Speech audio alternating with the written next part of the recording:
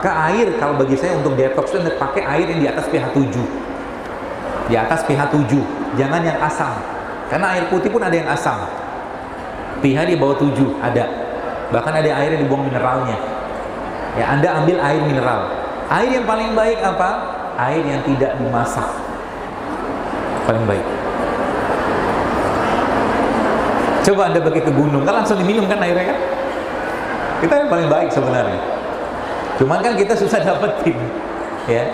Kalau Anda bisa punya water treatment itu jauh lebih baik water treatment pengolahan air dulu sekalian, ya seperti itu. Atau mungkin dulu saya pernah ke gunung Semeru gitu. Nah di Gunung Semeru itu ada satu danau, namanya Danau Ranu Kumbolo. Nah, mungkin bapak ibu yang pernah daki tahu tuh. Ranu Kumbolo itu kan kawasan itu dijaga banget kebersihannya sehingga kita dari danau itu langsung minum airnya. Waktu saya cek pH-nya hampir 8. Ya, itu sebabnya kenapa bayi sehat. Bayi itu kan minum ASI, bayi 6 bulan minum ASI. Bapak ibu mungkin belum pernah cek pH ASI.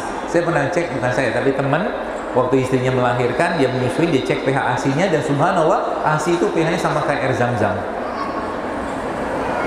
pH ASI itu sama kayak air zam-zam, ya seperti itu. Water fasting, ya. Kemudian nanti apa programnya ke depannya apa? 3 bulan ke depan, ya. Detox dengan cara apa? Puasa Senin Kamis, puasa Daud, dan asup dengan asam amino. Sambil contohnya apa tadi? Jangan langsung minum air kelapa, kaget badannya. Karena air kelapa itu kalau bapak ibu cek pH-nya asam dia. Air kelapa itu pH-nya asam. Dan pH darah kita ini ya secara umum kan 7,4 atau 7,3. Ketika air kelapa masuk keliengan kita karena terlalu asam. Ya asam itu fungsinya apa? Dia membunuh kuman sebenarnya. Ya. Jadi gula pasir itu kan asam, maka dia dipakai sebagai pengawet. Gitu ya. Madu juga asam. Jadi keseimbangan. Jadi kita perlu banyak makan yang asam atau yang basah, seimbang aja. Air kelapa asam, sayuran basah. Gitu loh. Jadi dia seimbang. Ketakseimbangan yang tadi saya katakan imbalance dari masalah kita tadi itu gara-gara apa? Ya gara-gara yang dimakan kelebihan asam. Makanya kalau orang sudah asam, baru sekalian akan tampak tanda-tanda di badannya. Mulutnya bau, maaf ya.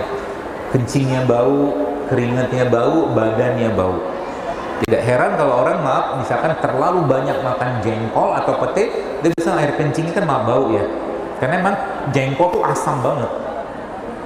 Ya, jengkol asam, pete juga asam. Boleh dimakan, boleh. Dia tetap memberikan efek balancing. Cuman kalau udah berlebihan, apalagi ditambahkan dengan lemak dalam bentuk minyak-minyakan tadi, makin asam badannya. Kalau sudah makin asam, kacau di sininya. Ya, di perutnya kacau. Ya. Jadi 3 bulan misalkan Anda mau bersih-bersih badan, paling gampang pakai pola yang tadi itu. Stop dulu 1 hari, water fasting, reset, ya kata laptopnya hang, dimatiin, hidupin lagi gitu loh badan. Fungsi water fasting itu. Ya, tapi ini tidak berlaku bagi orang-orang yang sudah terlalu underweight. Kalau underweight di bawah normal berat badannya harus ada pengawasan. Ya, ini khususnya bagi orang-orang yang sudah overweight dan terlalu banyak dalam kondisi badannya masih bisa berpuasa 24 jam. Dia sebenarnya nggak mati juga sih, insya Allah. 24 jam itu kita cuma minum air doang, insya Allah nggak aman, nggak masalah. Kalau seandainya misalkan pusing-pusing segala macam, itu bentuk tubuhnya ngejas. Kecuali memang hipoglikemik, ya ini perhatikan baik-baik. Hipoglikemik itu turun gula darahnya sangat drastis sehingga apa? Sehingga orangnya keliengan. Bagi Anda yang minum infus water, saya sering ulang-ulang tuh.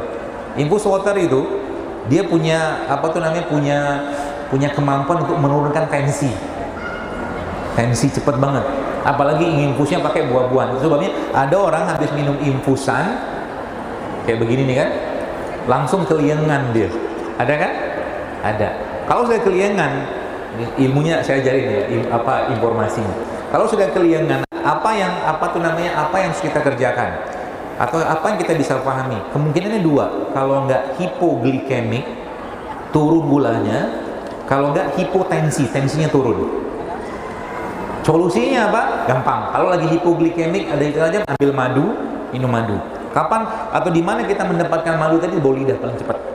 Ambil madu yang nggak kental, taruh di bawah lidah. Gitu ya. Itu salah satu caranya. Ya. Kemudian hipotensinya, kan hipotensi tadi kan hipoglikemik itu kan turun gula darahnya tuh. Hipotensi pakai apa? Pakai ya tadi kembali ke hipotensi sama hipoglikemik. Hipotensinya tadi hipoglikemiknya diatasi dengan apa? Hipoglikemiknya dengan makanan manis, kurma, madu, ya. Jadi pusing, jangan langsung minum obat sakit kepala, karena hipoglikemik pun bisa bikin pusing. Pusing bisa jadi hipotensi juga bisa, atau tensinya turun. Makanya salah satu resep yang saya sering sampaikan kalau lagi pusing, lagi nggak enak badan segala macam, ambil air, kasih madu, kasih garam. Jelas ya? Ambil air, kasih madu, kasih garam. Itu cepat sekali ya, apalagi air hangat. Ya, seperti itu. Jadi kalau lagi minum kayak beginian, ya, infus beginian, kalau tiba-tiba keliengan, makanya sebelum, kalau saran saya, kalau ibu-ibu bapak sekalian, dalam kondisi Anda tidak ada masalah dengan jantung, dengan darah, dengan ginjal, baik berupa apa tuh namanya tadi hipotensi, tekanan darah rendah atau gula rendah, ini Anda boleh minum dalam kondisi perut kosong. Tapi ada tapinya. Kalau seandainya ada Anda urusan dengan itu semua, jangan minum dalam keadaan perut kosong. Keliengan nanti. Ya, seperti itu.